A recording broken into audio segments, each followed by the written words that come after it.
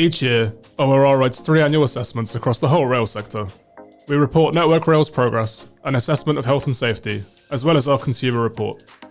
Our Year in Rail event brought the industry together to discuss the key findings. I think it's really important that every year the ORR holds itself to account. What have we actually done during the previous year for passengers, for taxpayers, for users?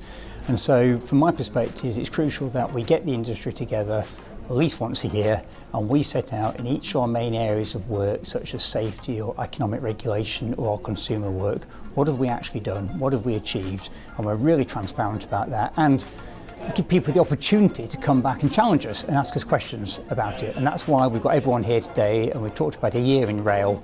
I think it's been a really good session. We've had some good discussion, good debate, and it's something which we will repeat from year to year. We've recently published our annual assessment of Network Rail's overall performance for the last year. We set out that there's been some challenges from industrial action, extreme weather, and also financial pressures from high inflation. Despite that, Network Rail has exceeded its annual target for efficiencies, delivering £934 million of efficiencies in the year. But there are some challenges, particularly around freight and passenger performance. We are concerned about the levels there. On-time performance is down, cancellations is up, and freight performance is at the lowest level since the time series began in 2014. So that's not good enough, and we're looking for improvements from Network Rail.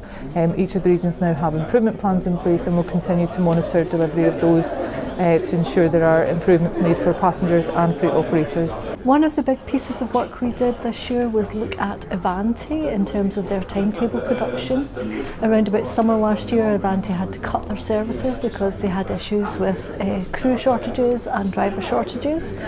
But what we were interested in was the fact that they were struggling to give passengers timetable information, and people were only able to book 48 hours before their actual journey. That improved significantly after our intervention and after we helped them work with Network Rail. We've done a lot of work on accessibility this year, ensuring that train operators are training their staff and giving them refresher training of the right quality. We've reviewed their training, we've reviewed their plans, and on the whole we were very happy with what they're doing.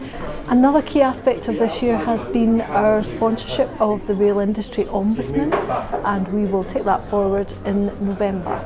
There's no doubt in my mind that the next year, like the year that's just gone, will have a whole number of uncertainties and challenges around it, and that's why I think it's always crucial that we focus on the basics, the fundamentals of the rail industry, and the fundamental for most users, and I'm talking here both passengers and freight, is performance.